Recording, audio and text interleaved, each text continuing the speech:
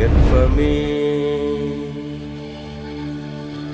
எல்லாமே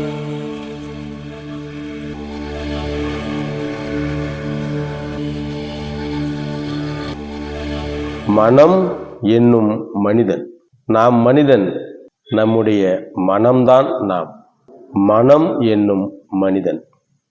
நாம் இங்கு என்னவாக இருக்கிறோம்? கண்ணாடியை எடுத்து பார்த்தால் முகம் தெரிகிறது, உடல் தெரிகிறது. அது நாம்.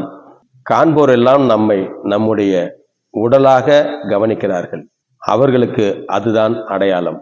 நமக்கு நாம் என்பது எது என தெரிந்திருக்க வேண்டும். தெரிந்து கொள்ள முனைவோமா? இப்போது பார்த்தால் நமது உடல் நாம் என்ற அளவில்தான் நாம் உணரப் பெறுகிறோம். நாம் இருக்கிறோம், உடலாகவே இருக்கிறோம். நாம் இயங்குகிறோம், உடலாகவே இயங்குகிறோம் என்ற அளவில்தான் நமக்கு தெரிய வைக்கப்பட்டிருக்கிறது, புரிய வைக்கப்பட்டிருக்கிறது. நாமும் அதைத்தான் புரிந்து கொண்டிருக்கிறோம்.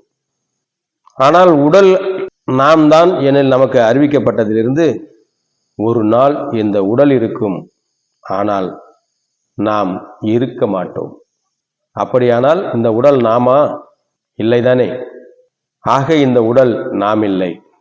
ஆனால் நாம் இல்லாத அந்த நேரத்தில் சொல்வார்கள் உயிர் போய்விட்டது.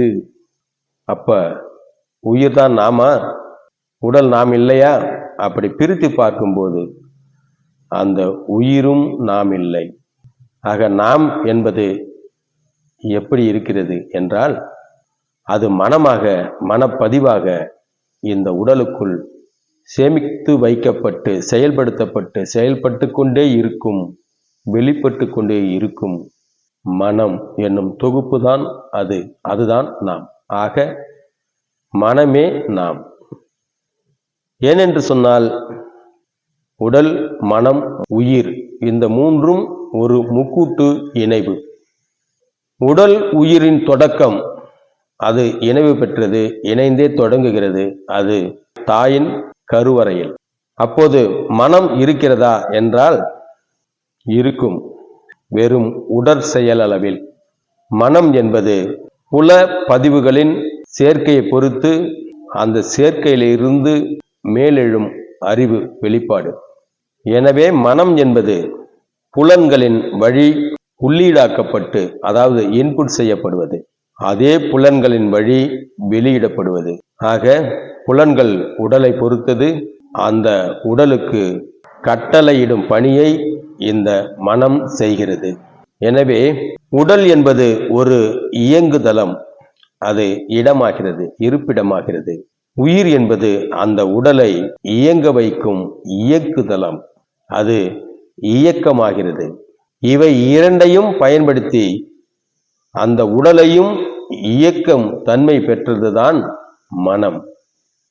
உடலானது உலகியல் ரீதியிலாக, மரபியலாக உருவெடுப்பது. அந்த உடலை பயன்படுத்தி உலகை கவனித்து உலகில் செயல்பட்டு பதிவகமாக பதிய வைக்கப்படும் பதிவுகளே மனப்பதிவுகள். இந்த மனப்பதிவுகள் தான் நாமாக இருந்து, நாமாக இயங்கி, நாமாக வெளிப்படுகிறது.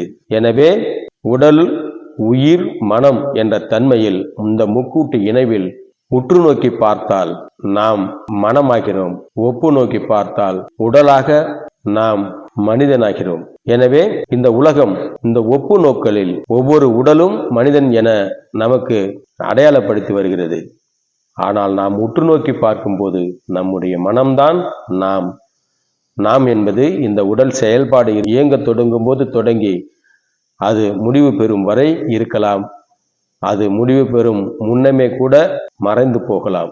ஏனென்றால் இயல்பான சூழ்நிலை இல்லாத ஒரு நிலையில், இந்த ஹோமோஸ்டேஜ் அப்படி சொல்லலாம், அதாவது மன வெளிப்பாடு இல்லாத தன்மையில் அப்போது உயிரும் இருக்கும், உடலும் இருக்கும், இரண்டும் சேர்ந்து இயங்கும்.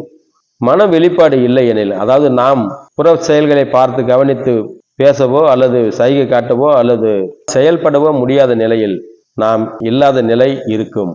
அந்த இல்லாத நிலையாகவே கூட உயிர் பிரிந்துவிடும். அப்போது மனம், உயிரும் உடலும் இணைந்து இருந்தும் கூட நாம் வெளிப்படாத தன்மையில் இருப்போம். அப்ப மன வெளிப்பாடே நாம் என்பதை இதன் மூலமும் நாம் உணர்ந்து கொள்ளலாம்.